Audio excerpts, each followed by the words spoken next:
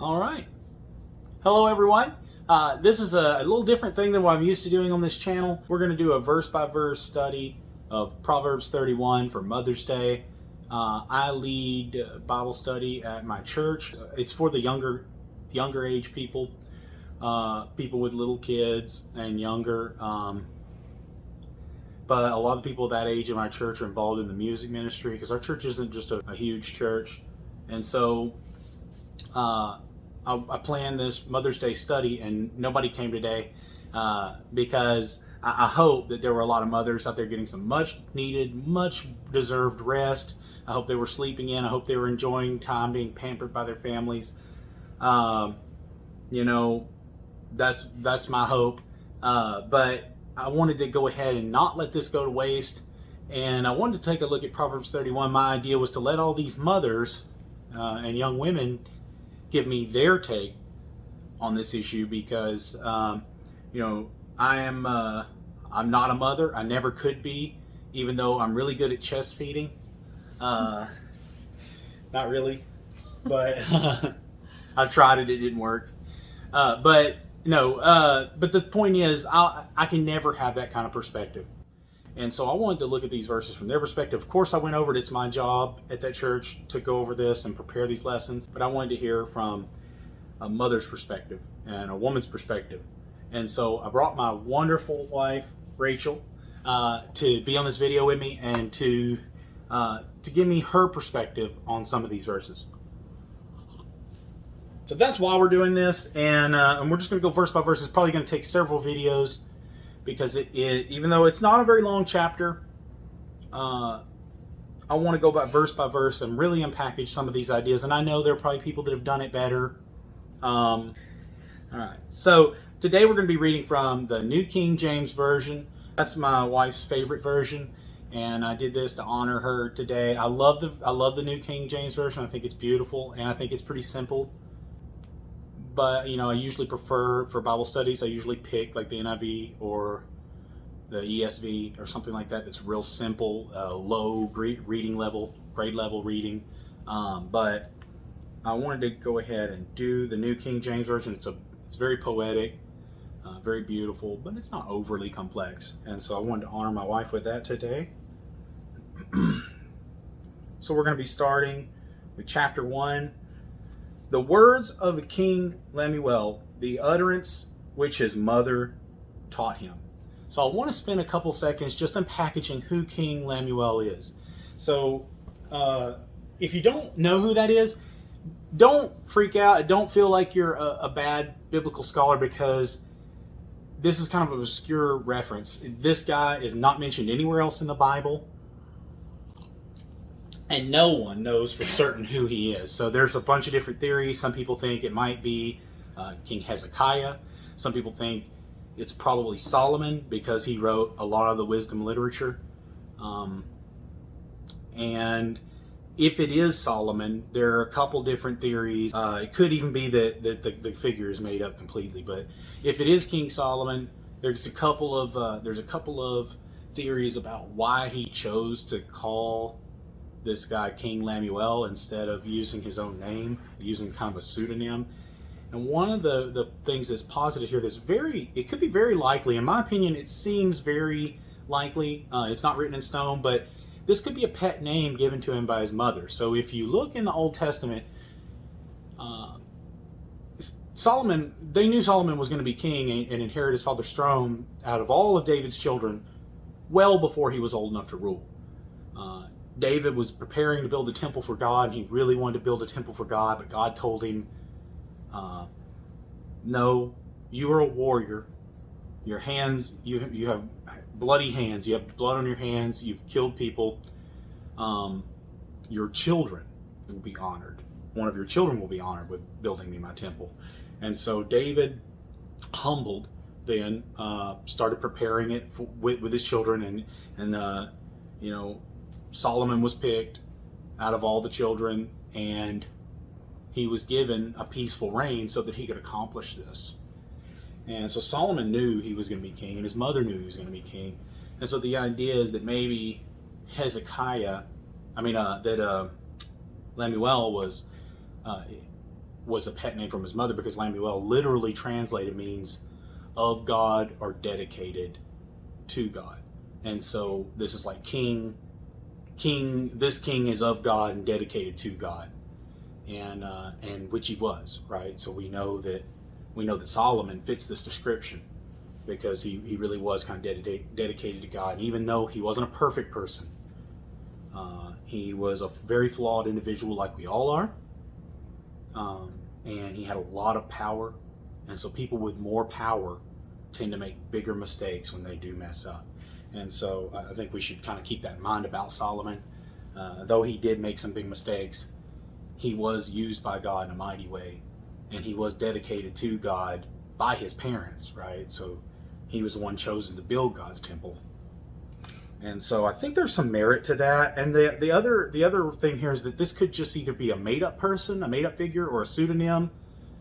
So it could have been Solomon making a playful reference to what his mother called him, because we're talking about mothers here, and we're talking about women and great women. But it could also be just a pseudonym to kind of separate him from his other writings. And if you look at the style, it kind of seems like Solomon's style. But it could be just that this is just a made-up figure to illustrate a point. And this was very, very common in a lot of different literature, not only Middle Eastern literature, but all kinds of ancient literature. Even you see it even in the Western culture, where Plato references Socrates all the time. And Socrates was Plato's teacher, but we figure that Plato made up at least half the stories he told about Socrates, even though it was really real Socrates' real teaching. Much of it was inspired by his teaching. Plato used Socrates as this figure that he could make interact in all these stories, and so he used him as kind of a protagonist to get these points across. And that's really common, to take a made-up story and to teach something very real, almost like a fairy tale in modern times. And so it could be that this King Lemuel is being used like a Socrates, where, well, King Lemuel's mother said this and he did that, and that's the way they bring about real truths, because the Bible is always right, it's always true, it's inerrant, but it doesn't mean that there can't be a made-up figure in it to tell a story. Now, there are some very liberal Bible scholars that think the whole Bible's like this, and I guarantee you it's not. I don't think you can have an honest reading of the Bible. If you sit down and you honestly read it, I don't think you can be honest with yourself and think that it's all just made up fairy tale to tell a good story, because there are parts of it that are honestly, obviously so dry and so like historical, where they just have long lists of genealogies, or they tell you, this happened in this date when this guy was king in this town when this was happening. That doesn't have the taste of a made-up story, right? For one thing, it's just too many details that don't matter really, unless you're trying to record actual history. And so I just want to say that's a long intro. It's a lot of time spent on such a little thing, but I just wanted to make sure everybody knew what King Lemuel was and what the significance of that is up to this point. And so the next verse is, "What, my son? And what, son of my womb? And what, son of my vows? Do not give your strength to women, nor your ways to that which destroys kings." Okay, so in my perspective, I see a son being taught by his mother to be prudent and to be chastened, and to me that is clearly illustrated that is a parent's role, even the mother's. And I think it's something that's kind of slipping in our day and age. I know there are many really good mothers out there that still try to teach their kids to be chastened, but I've actually known people in real life that their parents I've seen them encourage publicly and even on the internet, openly, encouraging their kids to have sex out of wedlock. I can't even imagine doing that myself, but yeah, it really is. I mean, especially when you and I know the kind of damage that can be done to a person when you engage in that kind of activity. It can really hurt you. It can hurt your future relationships. We weren't meant to do that. And when we do that, we don't understand the consequences of what we're doing, because we don't realize that we're giving something away. You know, like, I never knew Rachel. I didn't know how much that was going to mean to me, that I wish I hadn't done those things, because I wish I'd saved everything for her, but I didn't know that till I met her, right? And so it's a tough thing. It's one of those things you just have to trust God, especially when the whole world tells you that's wrong, even when sometimes people's mothers are telling them that. So is there anything you see that stands out in particular to you, from your differing perspective than mine? Just that, he's a king, and his mother is teaching him. So, I mean, I think we downplay the role of mothers, like you were saying in a previous video of yours. Mothers don't always get the praise due them. And we tend to put a lot of emphasis on the importance of going out and working for your family outside of the home and bringing home the big bucks, And I mean, this guy was a king, but I see a woman behind that king teaching him how to be a righteous individual, how to live righteously. I think that's such a good point, because on a surface level reading, you might not catch that because it seems like such a minor note. I mean, we're still in the first verse. We haven't even left the first verse yet. And so, the third verse, sorry. We're still still in the third verse, still in the top few verses. We barely even gotten started here. And it could be easy. You could take this as just a list of things not to do, right? Well, people don't, son, don't do this. But you might miss that the whole point is, this guy's, not only is he a king and his mother is teaching him, but he thought this was so important that he had to write it down. God led him to do this, right? So scripture is breathed by God. And so not only did he think it was important to write down, but God thought it was important to have this guy write it down, right? And so this is all, his mother's teaching, right? And on that note, I gave my testimony last week at church, and one of the things that I talked about was how my mother was teaching me as a young child. She was praying with me. She was, explaining what the things in the Bible meant to me. And I mean, I know a lot of us can say that our mothers were the ones there day to day, just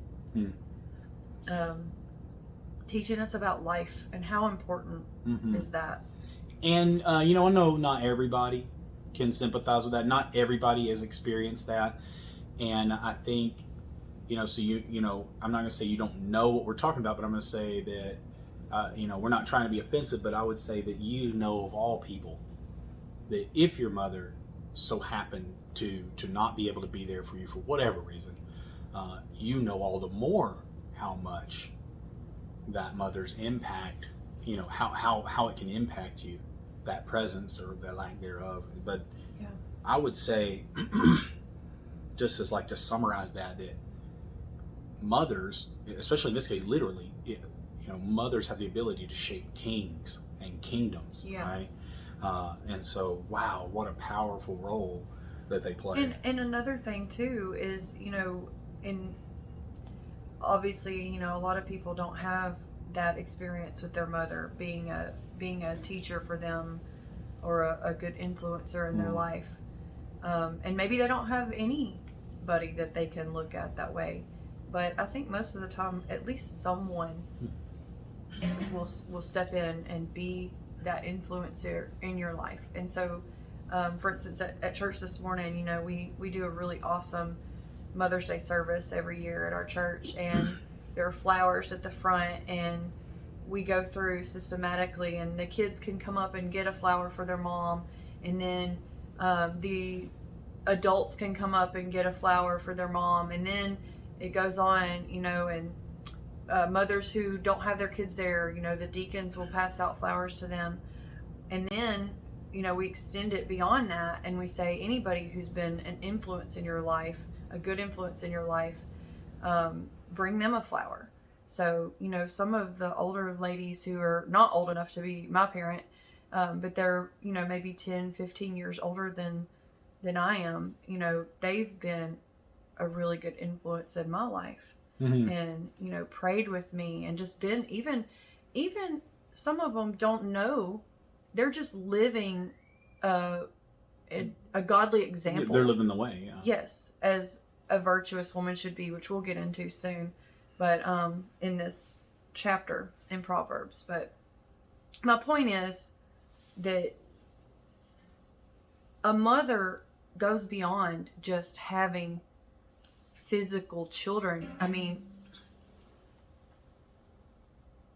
I don't know what I'm trying to say, but I think it's almost a way of you can mother someone and never having given birth. That's right. And I think it's that biblical principle. Like everybody needs a Paul and everybody needs a Timothy, right? So you need to be mothering someone in the faith that's younger than you. Yeah. Especially if they have no one else.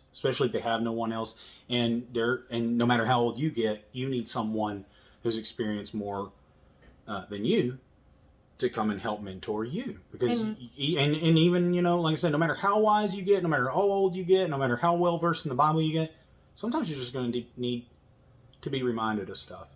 Mm-hmm. In the Bible, there's a verse about that as well. Unfortunately, I'm not very, I'm not very good at remembering the chapters and the verses and all that. But it says, for the women to admonish the younger women. And that's how, I like that you said that, we need a Paul or a Peter, an older person in the faith. Mm-hmm. And God might put you in those positions, so just keep an eye out for him, is what I'd say. I think that's the practical thing there. Verse 4, it is not for kings, O Lemuel, it is not for kings to drink wine, nor for princes intoxicating drink, lest they drink and forget the law and pervert the justice of all the afflicted. So these verses, I think this is echoed in the New Testament a lot, about being sober, being alert. So if you're going out getting drunk, I think, for one thing, you're indirect violation of what the Bible says.